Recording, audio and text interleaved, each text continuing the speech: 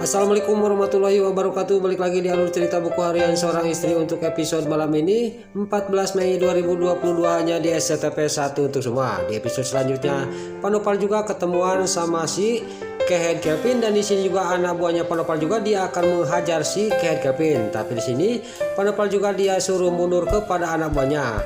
Lalu si Kehead Kelvin juga dia ngomong kepada Panopal, saya kesini bukan apa-apa, saya meminta proyek Panopal untuk saya, kata si Kehead Kelvin kepada Panopal. Lalu sini juga Panopal juga ngomong kepada si Kehead Kelvin, mana berkasnya, saya akan tanda tangani, saya akan kasihkan kepada kamu, kata Panopal kepada si Kehead Kelvin.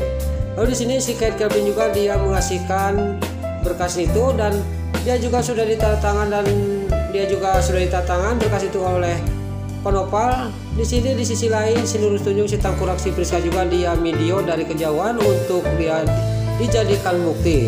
Lalu terlihat si Lurus Tunjung, si Priska juga terus video Panopal yang lagi mendatangani surat itu. Lalu di sini juga si Kehead Kelvin juga sudah berkas itu ditatangin oleh Panopal, dan proyek yang punya Panopal dikasihkan separuh kepada si Kehead Kelvin. Di sini juga si Kehead Kelvin juga langsung pergi dari hadapannya Panopal.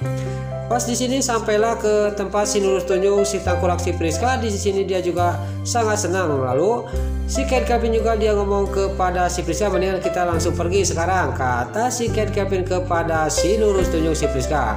Terlihat si Priska juga dia sangat senang karena dia berhasil dengan rencananya. Dia tidak sadar bahwa di balik itu Panopal akan mencari cara untuk menjebloskan si Kehead Kelvin dan membuat si Kehead Kelvin dan si Lurus Tunjung, si Priska masuk penjara. Lalu di sisi lain, di sini si Broko Kroni sama si Livia juga mengantarkan anak ke sungai untuk mencari Lula, dan terlihat si Broko Kroni dia ngomong yang tidak enak kepada Pasha. Di sini juga si Pasha juga akan menghajar si Broko Kroni. Singkat cerita, Pasha juga dia mengusir si Broko Kroni sama si Livia, daripada kamu dihajar sama saya, kata Pasha kepada si Broko Kroni. Singkat cerita, si Broko Kroni juga dia langsung pergi dari sungai itu, dan di sini Nana sama Pasha juga dia pergi ke tepi sungai untuk mencari Lula.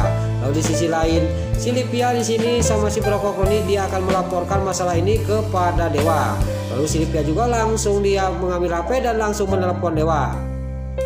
Lalu di sisi lain di ruang kerjanya Dewa, di sini dia menerima telepon dari si Livia. Lalu dia juga mengangkat telepon dari si Livia, dan dia juga nanya kepada si Livia, ada apa kamu Livia, kata Dewa kepada si Livia. Si Livia juga dia mengatakan semuanya kepada Dewa bahwa masalah waktu dia mengantarkan anak ke sungai. Di sini di sisi lain terlihat di sebuah kafe, di sini Pak Fajar sama Malia yang lagi makan-makan, tapi di sini Pak Fajar juga masih dia teringat terus dengan pengacaranya yang membawa berkas-berkas pernikahan dia ada kendala. Di sini juga dia masih mengulang ingat masalah itu.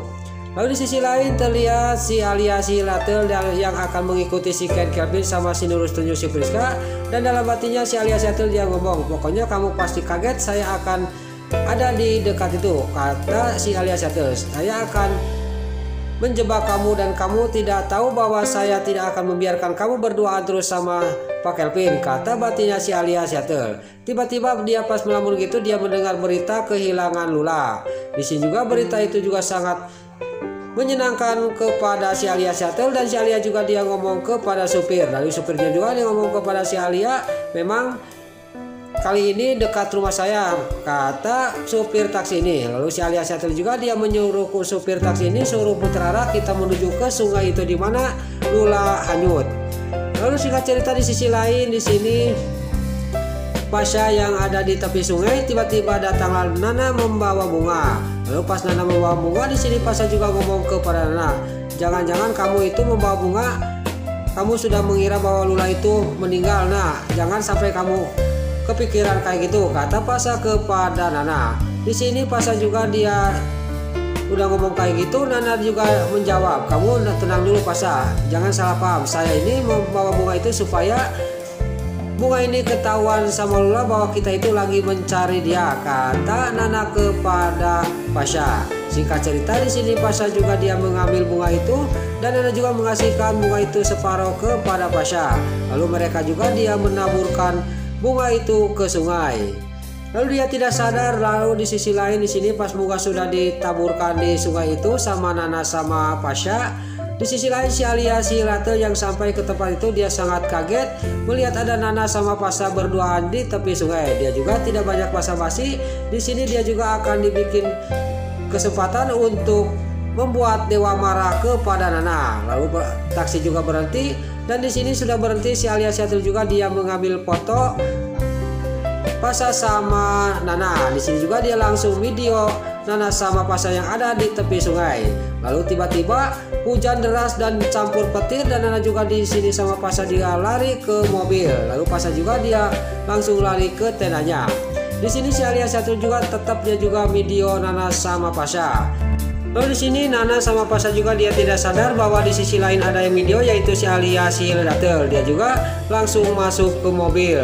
Dan di sini Nana masuk ke mobil dan Pasha di sini masuk ke tendanya. Tapi tiba-tiba tendanya Pasha dia rubuh karena angin kencang. Lalu Pasha juga di sini merejat dari tendanya karena tendanya rubuh dan di sini terlihat oleh Nana. Nana juga yang ada di mobil dia melihat Pasha karena tendanya rubuh, dia juga berteriak-teriak kepada Pasha.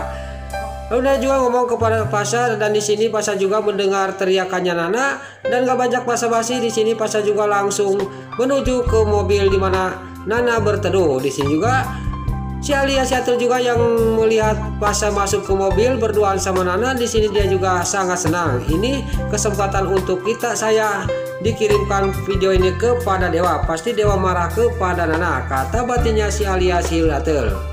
Lain lagi di sisi lain di sini Pak Fajar sama Mbak Lia yang sudah makan dari kafe di sini juga sampailah ke kontrakannya. Lalu di sisi lain di sini si Nurus Tunjung Tante Saras dia nohong dari pintu kontrakannya Mbak Lia dan dia juga udah nohong, dia juga masuk lagi ke dalam. Lalu di sini Mbak Lia juga dipayungin oleh Pak Fajar dan Pak Fajar sudah di depan pintu kontrakannya Mbak Lia dan keluar lagi lah Tante Saras. Lalu di sini terlihat Mbak Lia juga di sini mengambil anduk dan dia juga langsung mengeringkan rambutnya Pak Fajar. Lalu gak lama kemudian Tante Saras juga dia keluar dari dalam kontrakannya Mbak Lia dan cuman tersenyum aja kepada Lia sama Pak Fajar.